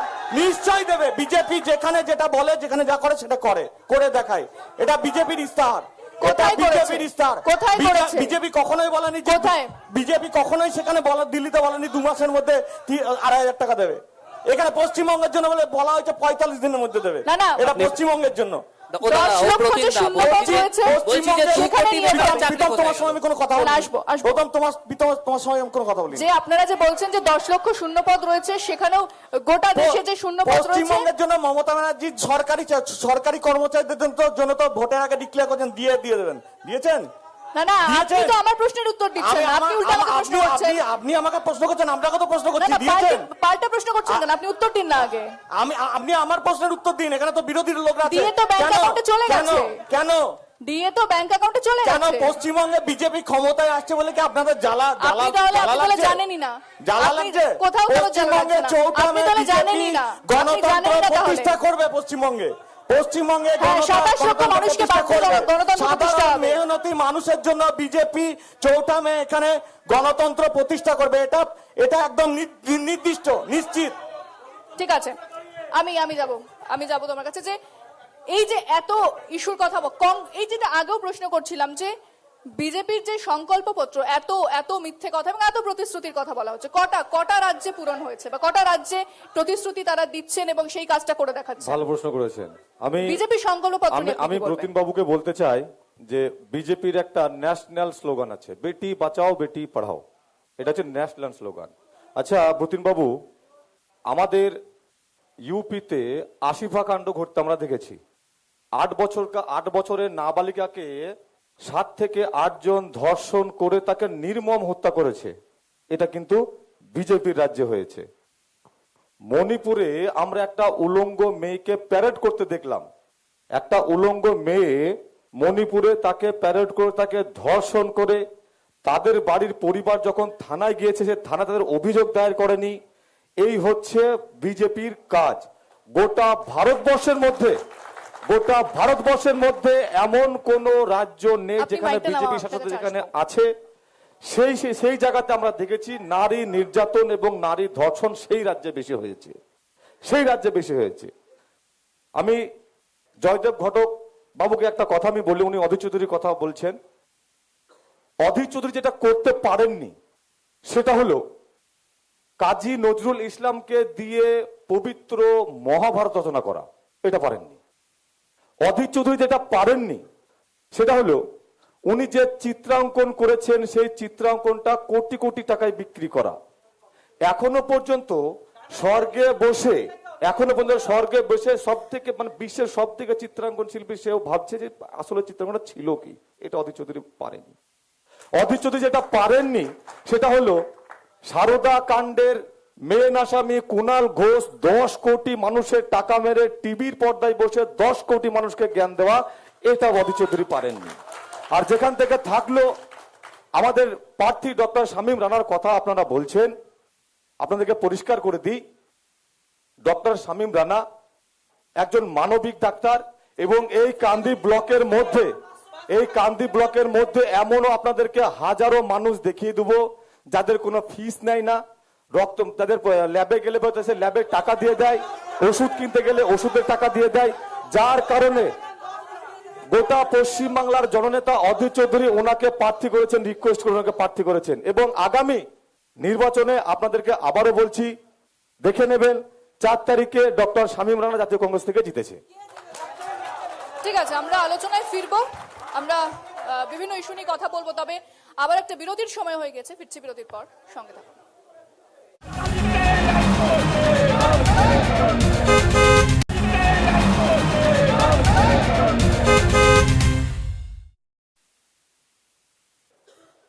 ফিরে এলাম বিরতির পর, আমাদের আলোচনা চলছে এবং আমরা দেখি যে ভোটের সময় এলে ডাবল ইঞ্জিন সিঙ্গেল ইঞ্জিন সরকারের কথা সামনে আসে। এ রাজ্যে বারবার অভিযোগ করা হয়, এ রাজ্যের শাসক দল তারা অভিযোগ করে যে কেন্দ্রীয় সরকার বিভিন্ন প্রকল্পের টাকা আটকে রেখেছে, 100 দিনের যে কাজের টাকা তারা সেটা দেয় না, অথচ বিজেপির যেখানে যেখানে সরকার রয়েছে যে রাজ্যে তারা সেখানে সব রকমের সহযোগিতা করে। তাহলে এটাই হচ্ছে ডাবল ইঞ্জিন এবং সিঙ্গেল ইঞ্জিন সরকারের তফাৎ। এবং যুক্তরাষ্ট্রীয় যে কাঠামো রয়েছে সেটাকেই কি তাহলে ভেঙে দেওয়া হচ্ছে এভাবে? আমি জয়দেব বাবুর কাছে আসবো। তাহলে কোন আশ্বাস দিচ্ছেন আপনারা? এই যে ডাবল ইঞ্জিন সিঙ্গেল ইঞ্জিন বারবার বলা হয়, তারা তো যে ফেডারেল স্ট্রাকচার সেটাকে ভেঙে দেওয়া হচ্ছে। একদম। ভারতবর্ষে বিজেপি সরকার আসার পর আমরা লক্ষ্য করেছি যে পশ্চিমবঙ্গের ক্ষেত্রে ফেডারেল স্ট্রাকচার বা যুক্তরাষ্ট্রীয় কাঠামোটাকে ভেঙে দেওয়ার জন্য যা যা দরকার তাই তারা করেছে। তারা প্রথমে বলেছিল যে দুর্নীতি হয়েছে, এখানে 72টার উপর সংস্থা এসছে, কোনো প্রমাণ তারা করে উঠতে পারেনি। বাধ্য হয়ে সুপ্রিম কোর্ট 2024 সালে রায় দিয়েছে, 100 দিনের কাজের টাকা ছাড়ার কথা বলেছে, কিন্তু আজ পর্যন্ত বিজেপি সরকার গায়ের জোরে সেই টাকাটা আটকে রেখেছে। পশ্চিমবঙ্গের মানুষ, বাংলার মানুষ দেখেছে, এখানকার সাংসদ এমএলএরা, এই অপূর্ব সরকারের মতো এমএলএরা দিল্লিতে রাস্তায় এই 100 দিনের কাজের টাকা পাওয়ার দাবিতে অভিষেক বন্দ্যোপাধ্যায়ের নেতৃত্বে দিল্লিতে রাস্তায় আন্দোলন করতে হয়েছে। সেদিনও কিন্তু কোনো কংগ্রেস সিপিএম যায়নি, যারা মানুষের কথা বলছে। আবার আমাদের সরকার প্রথম ভারতবর্ষের মধ্যে এই 2025-এ দেখিয়েছে যে ভূমিহীন কৃষকদের জন্য টাকা দেয়া যায়, 4000 টাকা ঘোষণা করেছে আমাদের সরকার যুবসাথীর সঙ্গে সঙ্গে। আমাদের সরকার কৃষক বন্ধু প্রকল্পে 1,10,00,000 কৃষককে ডাইরেক্ট তাদের অ্যাকাউন্টে 27,312 কোটি টাকা দিয়েছে। খারাপ মরশুমে যখন বর্ষা, বৃষ্টি, অতিবৃষ্টি, অতিশিলাতে যখন ফসল নষ্ট হয়েছে, এই 1,10,00,000 কৃষককে 2,930 কোটি টাকা ডাইরেক্ট অ্যাকাউন্টে দেওয়া হয়েছে। কৃষক বন্ধু প্রকল্পে আজকে জমি নির্ধারণ অনুযায়ী 10,000 টাকা করে বছরে এই সরকার কিন্তু দিয়ে থাকে। এখানে বাম আছে, এখানে কংগ্রেস আছে, এখানে বিজেপি আছে, তাদের সৎসাহস নেই ভারতবর্ষের কোন সরকার এর আগেও বা এখনো এতগুলো সামাজিক প্রকল্প চালাচ্ছে দায়িত্বের সাথে এবং মানুষকে ডাইরেক্ট বেনিফিট দিচ্ছে, কিন্তু অথচ তারা চেষ্টা করছে, বারবার চেষ্টা করছে। আর কেন্দ্রের সরকার যত টাকা আমাদের কাছ থেকে ট্যাক্স নিয়ে যাচ্ছে তার ক টাকা ফেরত দিয়েছে সেটা বলুক বতিন বাবুরা। তাহলে তো ডাবল ইঞ্জিন সরকার হওয়াই ভালো। ডবল ইঞ্জিন সরকার হওয়া ভালো, তাহলে যুক্তরাষ্ট্র কাঠামোটা ভেঙে দেওয়া দরকার, সংবিধানটাকে তুলে দেওয়া দরকার। বিজেপি যেটা চাইছে, তারা তো টাকা দিচ্ছে না, তারা তো ট্যাক্স নিয়ে যাচ্ছে, টাকা রিটার্ন দিচ্ছে না। আমাদের জিএসটি টাকা পড়ে আছে। আজকে যদি আমাদের অভিষেক বন্দ্যোপাধ্যায় সেদিন হিসাব দিয়েছে যে পরিমাণ টাকা আমাদেরকে আটকে রাখা আছে। হয়েছে, সেই টাকা যদি আজকে 294টা বিধানসভায় দেয়া হতো, তাহলে সেই সংখ্যাটা প্রায় ঠিক আছে, 600 কোটি আমি টাকা, আসবো, আমি- 600 কোটি টাকার উন্নয়ন বাংলাকে আমি প্রীতমের বঞ্চিত হয়েছে কাছে যাবো। প্রত্যেক বিধানসভায়, জেনে রাখুন আপনারা। এই যে বারবার করে অভিযোগ করা হয় যে কেন্দ্রীয় প্রকল্পের যে সমস্ত টাকা রয়েছে তা আটকে দেওয়া হচ্ছে, 100 দিনের কাজের যে বরাদ্দ টাকা রয়েছে সেটা দেওয়া হচ্ছে না শাসক দলের তরফ থেকে, বারবার অভিযোগ করা হয়। তাহলে বামেরা কি ভাবছে যে এই ডাবল ইঞ্জিন সিঙ্গেল ইঞ্জিন সরকার, তারা বিজেপি যেভাবে সেটাকে ব্যবহার করছে, সেটা কি কোথাও ফেডারেল স্ট্রাকচারকে ভেঙে দিচ্ছে? কোন আশ্বাস দিচ্ছে বামেরা? না, আমি আপনার প্রশ্নে আসছি, তার আগে দুটো কথা বলিনি। বিষয় হচ্ছে যে মোফাইদা একটা কথা বলছিল যে ওই যে বিজেপির সরকারের আমলে উন্নাও হয়েছে, হাতরাস হয়েছে, আমাদের না, ওটা পরে ওটা হবে, বলেনি, বলেনি। ওটা পরে হবে। আগে আগে বিষয় আপনার হচ্ছে যে প্রশ্ন- ফেডারেল স্ট্রাকচার বিজেপি মানে না, বিজেপি ভাঙতে চাইছে। কিন্তু এটাও সত্যি কথা যে তৃণমূল এখানে দাঁড়িয়ে ওই যা লোকের নামে টাকা এসেছে সব টাকা চুরি করেছে, এবং এই টাকা চুরির জন্য সেই টাকা এই প্রকল্পগুলো বন্ধ হয়েছে। আর 100 দিনের কাজ নিয়ে কথা হচ্ছে, 100 দিনের কাজ ইউপিএ তার মানে 1 এর বিজেপি সময় ঠিকই করেছে বলছে। অবশ্যই না, অবশ্যই না, ওদের তো কেস করা দরকার, কিন্তু সেটাও তো হচ্ছে না। তাহলে বিজেপি যদি ঠিক না করে তাহলে এরা ঠিক করেছে? না, একদমই না। কারণ হচ্ছে যে আমরা বলছি যে দুর্নীতি তো হয়েছে, দুর্নীতির ফলে তো একটা অংশের মানুষ এই প্রকল্প থেকে টাকা থেকে বঞ্চিত হয়েছে, 100 দিনের কাজ বন্ধের মুখে। আমরা তাহলে তো বলছি বিজেপি ঠিকই কথা বলছে, আপনি তো বিজেপির কথাই বলছেন। কিন্তু বিজেপি যদি ঠিক কথা বলে, বিজেপি তো এখানে টাকা দিচ্ছে না, বিজেপিও তো ডবল ইঞ্জিন সরকার আছে অন্যান্য রাজ্যে, না, সে রাজ্যের বিজেপিও তো পরিস্থিতি বলছে কি? যে দুর্নীতির জন্যই টাকা আটকে দিয়েছে। কিন্তু বিজেপি তো আপনি ডবল ইঞ্জিন। কথা বলছেন। আপনি আমাকে স্পেসিফিক প্রশ্ন করেছেন যে ডবল ইঞ্জিন সরকার ভালো নাকি ভালো নয়। আপনি এটা বলেছেন যুক্তরাষ্ট্রীয় আপনি তো ফেডারেল specific স্ট্রাকচার। ভাবেই বলছেন। আমি স্পেসিফিক আপনিও ভাবে বলছি specific যে ভাবেই বলছেন যে ত্রিপুরাতে দুর্নীতি হয়েছে বলে ওরা টাকা ডবল আটকে ইঞ্জিন দিয়েছে। সরকার আছে, ত্রিপুরাতে ডবল ইঞ্জিন সরকার আছে। ত্রিপুরার পরিস্থিতি কি? ত্রিপুরাতে 100 দিনের কাজ চলছে কিনা এই পরিস্থিতিটা খতিয়ে দেখুন। ত্রিপুরাতে 100 দিনের কাজ চলছে না, যাহাই বিজেপি তাহাই ঠিক তৃণমূল। আছে, আমি আসবো প্রদীপ বাবুর কাছে। তাহলে বিজেপি সরকার এলে তবেই টাকা দেওয়া হবে, না হলে বাংলার মানুষ বঞ্চিত আছে এবং বঞ্চিত থেকে যাবে। বাম আমলের থেকে যখন ট্রানজিশন পিরিয়ডে তৃণমূল সরকার আসে, তখন বাংলায় 2,11,000 কোটি টাকা ঋণ ছিল। বর্তমানে ঋণের পরিমাণ গিয়ে পৌঁছেছে প্রায় 9 লক্ষ কোটির কাছাকাছি, এবং 76 পার প্রতি জনসংখ্যা পিছু 76,000 টাকার ঋণ। আজকে বিভিন্ন দুর্নীতির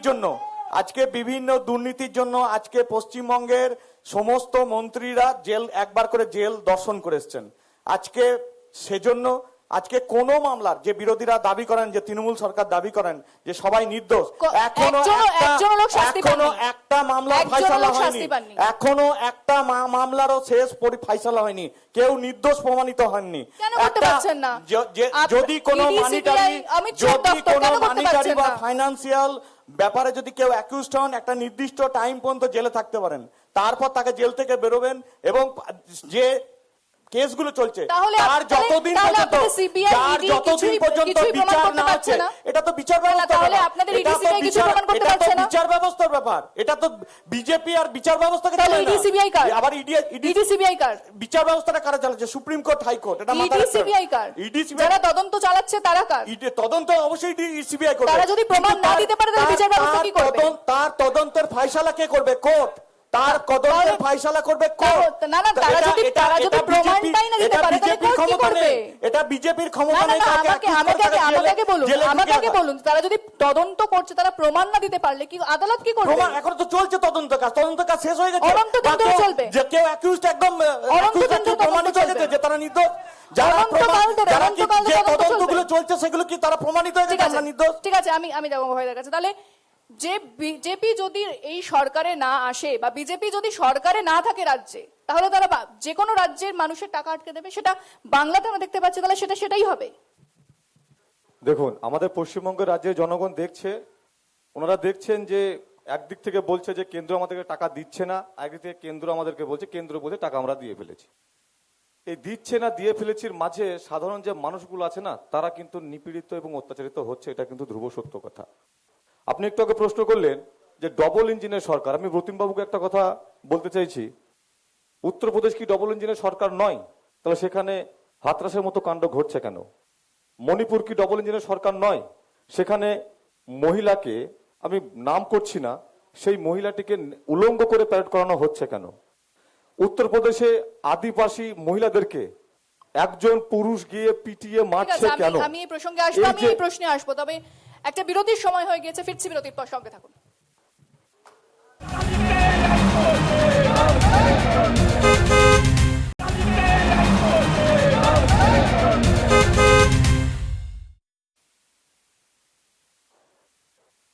ফিরে এলাম বিরতির পর, আমাদের আলোচনা চলছে। বিরতিতে যাওয়ার আগে কংগ্রেসের প্রতিনিধি মোফাই শেখ কিছু বক্তব্য রাখছিলেন, আমি আবারও আপনার কাছে যাবো, আপনি যে প্রশ্নগুলো করছিলেন। আপনি ডবল ইঞ্জিনের কথা বলছিলেন, সেই ডবল ইঞ্জিনের কথাতেই ব্রতিন বাবুকে আমি বলবো যে গোটা ভারতবর্ষে অনেক রাজ্যে আপনাদের ডবল ইঞ্জিন সরকার আছে। তার মধ্যে দু একটা উদাহরণ আপনাকে দিই। আমরা এই ভারতবর্ষে দেখেছি ডবল ইঞ্জিন রাজ্যে উত্তরপ্রদেশে উন্নাও হতা, উত্তরপ্রদেশে হাতরাসের মতো ঘটনা হওয়া, 6 বছরের 8 বছরের মহিলাদেরকে ধর্ষণ করে তাদেরকে মেরে ফেলা আমরা দেখেছি। আমরা দেখেছি এই মণিপুরে একটা উলঙ্গ মহিলাকে প্যারেড করানো। আমরা দেখেছি গোটা ভারতবর্ষের মধ্যে মোট 48,600 মহিলা নির্যাতন, মহিলার ধর্ষণের কেস পেন্ডিং আছে। আচ্ছা, আপনাদের যে ডবল ইঞ্জিন সরকার পশ্চিমবাংলায় করবেন বলছেন, তাহলে আমাদের পশ্চিমবাংলায় যে সেই রকম কাজ হবে না, মহিলাদের সঙ্গে নির্যাতন ধর্ষণ হবে না, তার কি গ্যারান্টি আছে? কোনো গ্যারান্টি আছে? একটু আগে জয়দেব বাবু বলছিলেন, আমি জয়দেব বাবুর কথাটা বলিনি, জয়দেব বাবু একটা কথা বলছিলেন। দেখুন, সরকার আমরা ঠিকই বলেছেন যে প্রথম 5টা রাজ্যে মহিলাদের উপর ধর্ষণ হয়েছে, অত্যাচার হয়েছে, সেখানে সবচেয়ে বেশি দেখা গেছে যে বিজেপি সেখানে সরকার বিজেপি আছে। শাসিত রাজ্যে ডবল ইঞ্জিনের কথা বলা এখানে মানায় না। এবার কথা হচ্ছে, জয়দেব বাবু একটা কথা বললেন। জয়দেব বাবু, দেখো আপনাকে একটা কথা বলি, আমরা সরকার যেটা নির্বাচন করি না বা নির্বাচিত করি, সেই সরকার কিন্তু আমরা ভাতা পাওয়ার জন্য নির্বাচিত করি না। মানুষের কর্মসংস্থানের দরকার, শিল্পের দরকার, ভালো শিক্ষার দরকার। আমাদের এই পশ্চিমবঙ্গের রাজ্যে 8,000-এরও বেশি প্রাথমিক বিদ্যালয় বন্ধ হয়ে গেছে। মানুষ প্রশ্ন করবে না? মানুষ প্রশ্ন করলে সেখানে উত্তর দিতে হবে আপনাদেরকে। সে তো কংগ্রেসও ভাতা দেওয়ার কথা বলে, তাদের সংকল্পপত্রে ভাতা দেওয়ার কথা বলে। কংগ্রেস ভাতার সঙ্গে শিক্ষা এবং শিল্পেরও কথা বলে। এই পশ্চিমবঙ্গের রাজ্যে ডক্টর বিধানচন্দ্র রায়ের আমলে আমরা দুর্গাপুর স্থাপন করেছি। এই পশ্চিমবঙ্গের রাজ্যে ডক্টর বিধানচন্দ্র রায়ের আমলে আমরা কলকাতা শহরের বিভিন্ন এলাকায় দেখবেন আমরা শিল্প এনেছি। কংগ্রেস আগেও বলেছে, তাহলে মানুষ কংগ্রেস আপনাদের পাশে এখনো থাকলো না বলছে, কেন? ভাতা শুধু ভাতা নয়। তাহলে মানুষ আপনাদের পাশে থাকলো না কেন? কি বলছেন? মানুষ আপনাদের পাশে থাকলো না কেন তাহলে? পশ্চিমবঙ্গের মানুষ কংগ্রেসের পাশে আছে কি না আছে সেটা আগামী দিনে বুঝবেন। এবং অধীর চৌধুরীর নেতৃত্বে আমরা দেখেছি গোটা পশ্চিমবাংলার মধ্যে মানুষ শয়ে হাজারে হাজারে কাতারে তাহলে কাতারে আমাদের পিছনে এতদিন হচ্ছে। থাকলো না কেন? চলে। মানুষ পাশে থাকলো না কেন তাহলে এতদিন? অবশ্যই আছে। এখন যদি মানুষের চোখে, মানে তৃণমূলের চোখে যদি এখন মমতা বন্দ্যোপাধ্যায় চশমা লেগে থাকে, তাহলে আর আমরা কি করব?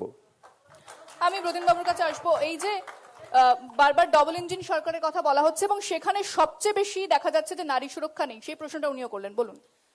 আজকে যে ঘটনাগুলির কথা বললেন সেগুলি কোনোদিনই যে কোনো রাজ্যেই যে কোনো সরকার থাকুক সেটা কাম্য নয়। কিন্তু পশ্চিমবঙ্গে যে হাঁসখালির মতন যে ঘটনাগুলো ঘটেছিল, অভয়ার মতন যে ঘটনা ঘটেছিল, সেখানে কংগ্রেস কোথায় ছিল? কংগ্রেসের কোথায় আন্দোলন দেখেছি আমরা?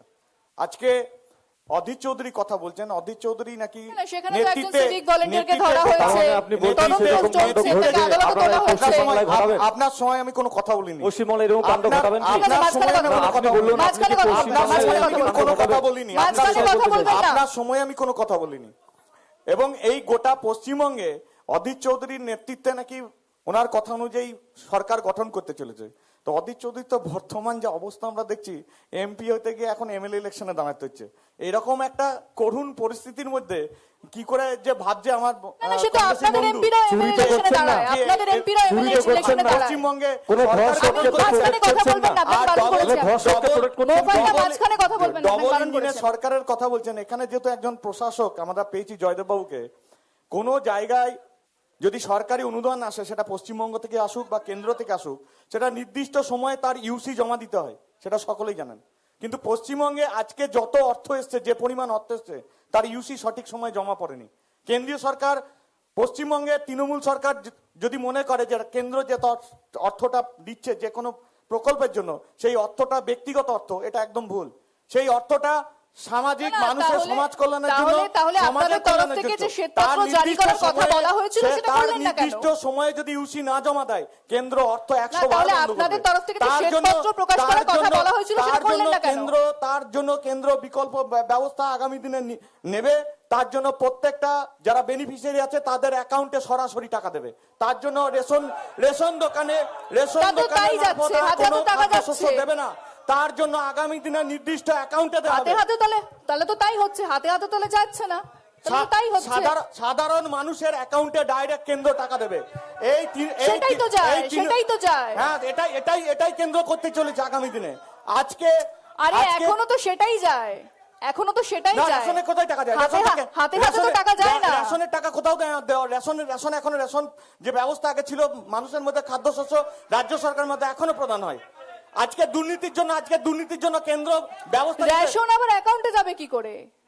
আজকে গোটা পশ্চিমবঙ্গে এতগুলো দুর্নীতি হয়েছে। আজকে রেশন আপনি ব্যবস্থা গুলিয়ে থেকে- ফেলছেন কেন? আপনি গুলিয়ে ফেলছেন কেন? আবার গুলিয়ে কোথায় যাচ্ছি? আমি তো আপনি স্পষ্টভাবে বলুন দুর্নীতির না। কথাই বলছি। এখনো পর্যন্ত আপনি বলছেন রেশন অ্যাকাউন্টে যাবে। পশ্চিমবঙ্গ সরকারের নির্দিষ্ট সময়ে ইউসি দেওয়া এটা পশ্চিমবঙ্গ সরকারের দায়িত্ব। আজকে সেই ইউসি গুলো জমা পড়েনি বলে তাহলে আজকে কেন্দ্র বাধ্য শ্বেতপত্রটা হয়েছে টাকা- জারি করলেন না কেন? শ্বেতপত্রটা জারি করলেন না কেন? বারবার তার জন্য অ্যাকিউজড, তার জন্য তো তারা জেলে গেছে, তার জন্য প্রমাণিত এখন সে কেসগুলো চলছে। তাহলে তো শ্বেতপত্র জারি করবে। তার জন্য তো বিকল্প ভাবে ব্যবস্থা নিচ্ছে, তার জন্য তো বিকল্প ব্যবস্থা ভাবছে কেন্দ্র আজকে। ঠিক আছে, আমি আমি একটু- আমি যাবো প্রীতমের কাছে, আমি আসবো। এই যে ডাবল ইঞ্জিন সরকারের কথা বলা হচ্ছে এবং সেখানে সবচেয়ে বেশি যে নারী সুরক্ষা, সেটা প্রশ্নের মুখে, বিভিন্ন ঘটনা উঠে এসেছে এবং নৃশংস নির্মম ভাবে। বিষয় হচ্ছে যে আপনারা আচ্ছা, খুব সংক্ষেপে বলতে হবে। হ্যাঁ, বিজেপির প্রতিনিধি বলেছেন যে পশ্চিমবঙ্গ সরকার এই যে অভয়া কামদুনি এই ঘটেছে, আমরা কখনোই অস্বীকার করতে পারি না। অভয়া কামদুনি, গাইঘাটা, পার্ক স্ট্রিট সহ বিভিন্ন ধর্ষণ কাণ্ড ঘটেছে এই তৃণমূলের আমলে, নারকীয় ধর্ষণ কাণ্ড ঘটেছে। এবং এটাও দেখেছি আমরা যে তৃণমূলের লোকজন গিয়ে অভয়ার ওই যে আরজিকর মেডিকেল কলেজে প্রমাণ লোপাটের জন্য ভাঙচুর চালিয়েছে, এটা তৃণমূলের লোকজন চালিয়েছে। ঠিক অনুরূপভাবেই বিজেপি সরকার ওই যে যখন কাশ্মীরে ধর্ষণ ঘটে তখন কাশ্মীরের ধর্ষককে নিয়ে বিজেপির কর্মীরা মিছিল করে, এটাও দেখা গেছে। তাই বিজেপি তৃণমূল উভয়ই মুদ্রার এপিঠ-ওপিঠ। আর শিল্প স্থাপনের কথা, ঠিক আছে, জয়দেব বাবু। কথা বলেনি, শিল্প স্থাপনের কথা। না না না, আর কারণ আমরা শিল্পের কথা বলছি না এখন, জয়দেব বাবু। দেখুন, বামপন্থীরা যে কথাগুলো বলছে, 1970 সাল থেকে সাইবাড়ির হত্যা আমরা দেখেছি, তারপরে বানতলা, মাঝখানে বলবেন না। দাঁড়ান, বানতলা দেখেছি, মরিচঝাপি দেখেছি, নন্দীগ্রাম দেখেছি, সীতায় দেখেছি। এরকম অজস্র গণহত্যা, মহিলা ধর্ষণের ঘটনা কিন্তু আমরা দেখে দেখেই ছোট থেকে বড় হয়েছি। ছাত্র জীবনে যেহেতু রাজনীতি করতাম, সিঙ্গুরে তাপসী মালিককে ধর্ষণ করে পুড়িয়ে দেওয়া হয়েছিল। যাই হোক, সেই বিষয়গুলো হয়েছে, বিচারাধীন বিষয়, যারা করেছে তারা শাস্তি পাচ্ছে। আজকে তৃণমূলের আমলে যতগুলো ঘটনার কথা বললো, প্রতিটা ঘটনায় কিন্তু বিচার আজকে মানুষ পাচ্ছে। আজকে অভয়কাণ্ডে মমতা বন্দ্যোপাধ্যায় যে কথাগুলো বলেছিল, সিবিআইকে সেই কথাগুলো পরবর্তী ক্ষেত্রে মান্যতা দিতে হচ্ছে। এবং রাজ্য সরকারের আন্ডারে যে ঘটনাগুলো ঘটেছিল সেগুলো কিন্তু পরিষ্কার, তাদের কিন্তু জেল এবং ফাঁসি পর্যন্ত অর্ডার হয়েছে, জেনে রাখুন প্রীতমবাবু। আর আপনাদের আমলে যে পরপর যে গণহত্যাগুলো বললাম, একটারও কিন্তু আজকে বিনা বিচারে তারা কিন্তু ছাড় পেয়ে গেছে। আর লাস্ট একটা কথা বলবো, যে নারী সুরক্ষা এই বিষয়টা আমাদের কাছে ফার্স্ট প্রায়োরিটি এই কারণের জন্য যে ভারতবর্ষের মধ্যে একজনই, এই মুহূর্তে দুজন, এর আগে কিন্তু মমতা বন্দ্যোপাধ্যায় একজন কিন্তু মহিলা মুখ্যমন্ত্রী, তিনি নিজে একজন মহিলা। ঠিক আছে, আমরা আসবো এই প্রসঙ্গে, আমাদের আলোচনা চলবে। এরপরে আমরা সাধারণ মানুষ, তাদের যে মতামত, তাদের যে প্রশ্ন, সেটা জানবো। তবে একটা বিরতির সময় হয়ে গিয়েছে, সঙ্গে থাকুন।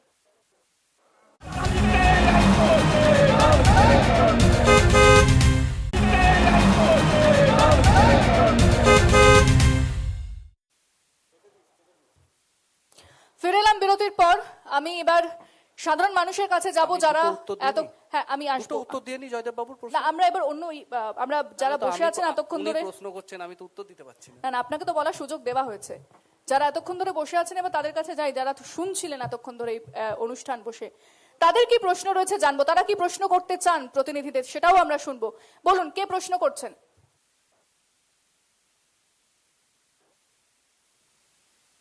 বলুন। এসআইআর নিয়ে আলোচনা অনেক হলো এখানে, নতুন নাম করে এসআইআর হয়েছে, কিন্তু আমি যেটা বলতে চাইছি যে অনুপ্রবেশ, এই অনুপ্রবেশটা আজকে নতুন নয়। অনুপ্রবেশ নিয়ে 2005 সালের 14ই সেপ্টেম্বরে ওই লোকসভায় ওখানে চরণজিৎ সিং আটোয়াল ছিলেন তখন, সেখানে এই কাগজ ছুঁড়ে মারা হয়েছিল, তখন বিজেপি এবং তৃণমূল একসঙ্গে ছিল। আজকে নতুন করে তারা এই কথা বলছে কেন? 1 নম্বর। 2 নম্বর হলো যে বিজেপিকে তৃণমূল ওরাই তো এনেছে, তৃণমূল বিজেপিকে এনেছে, আমরা দেখেছি এটা বারে বারে যে তখন দাদা ছোট্ট করে প্রশ্নটা, শুধু আর প্রশ্নটা কাকে করছেন সেটা একটু বলুন। আমি প্রশ্ন করছি বিজেপি এবং তৃণমূল উভয়কেই। বেশ, ঠিক আছে, আপনার প্রশ্ন আমি নিয়ে নিচ্ছি। বলুন জয়দেব বাবু, উত্তর দিন। প্রথম, যে সময়কার কথা বলছেন সে সময় বাংলার মানুষ সিপিএম এর অত্যাচারে বীতশ্রদ্ধ। অনুপ্রবেশ হয়েছে সে সময়ে, বহু বাংলাদেশ থেকে মানুষ সে সময় শরণার্থী হয়ে এসছে, এটা সারা ভারতবর্ষের মানুষ জানে। এটাতে নতুন কিছু নয়। আর কে বিজেপিকে এনেছে, কে সিপিএম কে এনেছে, ভোট পার্সেন্টেজ দেখা গেলেই বোঝা যায় যে কথাটা আমি আগেও বলেছি, যাহাই বাম তাহাই রাম। প্রতিমবাবু বলুন।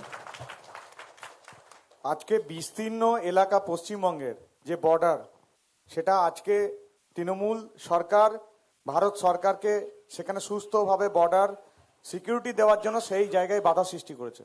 আজকে অনুপ্রবেশকারী যারা এসছে তাদেরকে যারা বেশিরভাগকে নাগরিকত্ব দেওয়া হয়েছে, এবং বর্তমানে যে নাগরিকত্ব দিতে দিতে গোটা ভারতবর্ষের আজকে যে জায়গায় গিয়ে পৌঁছেছে, যে ভারতবর্ষ একটা ধর্মশালাতে পরিণত হয়েছে, সেইটাকে বিজেপি সরকারই একমাত্র রেস্ট্রিক্ট করার চেষ্টা করছে এবং বাধা দিচ্ছে, যাতে আগামী দিনে এই ভারতবর্ষকে সবাই ধর্মশালা মনে না করে।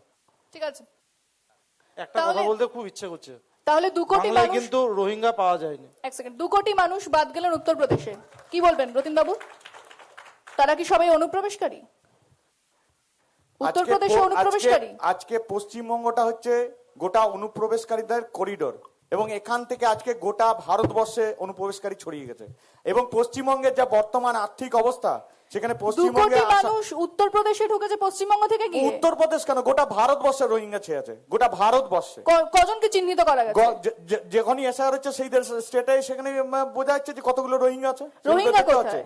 কতজন রোহিঙ্গা পাওয়া যাচ্ছে তো, অনুপ্রবেশকে তো পাওয়া যাচ্ছে। বাংলায় পাওয়া যায়নি দাদা। না, দোকানে পাওয়া যায় না, ওখানে দোকানে পাওয়া যায় না। ঠিক আছে, এসআর এতগুলো বাদ গেল কিভাবে? সাধারণ মানুষ, আমি এসআর প্রশ্ন বাদ গেল কিভাবে? এসআর এতগুলো বাদ গেল ঠিক আছে, কিভাবে? প্রতিমবাবু, হয়ে গেছে আপনার কথা। কি প্রশ্ন, কাকে প্রশ্ন? আমার 2টি প্রশ্ন করব আমি বিজেপির যিনি প্রতিনিধিত্ব করছেন তাকে। আমার প্রথম প্রশ্ন যে এশিয়ার নিয়ে আমরা দেখলাম যে সাধারণ মানুষকে যে হয়রানি করা হলো, সেই হয়রানির পরিপ্রেক্ষিতে সাধারণ মানুষ যে নাজেহাল হলো, সেই নাজেহাল হওয়ার পরিপ্রেক্ষিতে একদিকে মমতা বন্দ্যোপাধ্যায়, আর একদিকে তিনি যাকে সদ্য রাজ্যসভায় পাঠালেন মেনকা গুরুস্বামী, দুজনেই পশ্চিমবাংলার মানুষের জনগণের হয়ে আওয়াজটা তুললেন। আমার প্রশ্ন এই জায়গাটায়, ম্যাডাম 1 মিনিট, হ্যাঁ, যে ভারত বিশ্বের সংবিধানে এটা কি লেখা আছে যে এসআইআর এর জন্য ভোটের নাম তুলতে গেলে পদ্ম পার্টির সিম্বল লাগিয়ে সেটাকে নির্বাচন কমিশনের দপ্তরে 6 নম্বর ফর্ম ফিল করা হয়, হেড দপ্তরে, রাজ্য দপ্তরে, এবং রাজ্য দপ্তর কি কোনোদিন ফর্ম 6 জমা করতে পারে? নাম্বার 1 আমার একটা প্রশ্ন। ঠিক আছে, আপনার প্রশ্ন নিয়েছি, উত্তর দিন। এসআর নিয়ে এই প্রশ্নের উত্তর আমি আগেই দিয়েছি, যে আজকে এসআর নিয়ে যারা লাইনে দাঁড়িয়েছিলেন, এটা পূর্ব পরিকল্পিত, এবং ভারতের যে নির্বাচন কমিশন, সেই নির্বাচন কমিশনের আন্ডারে যারা কাজ করছেন তারা রাজ্য স্তরেরই প্রতিনিধি, এবং তারা আজকে অনেকেই তারা আজকে সাসপেন্ড হয়েছেন। কি কারণে হয়েছে সেটা সকল মানুষ বিভিন্ন মাধ্যমে তারা অলরেডি জানতে পেরেছেন।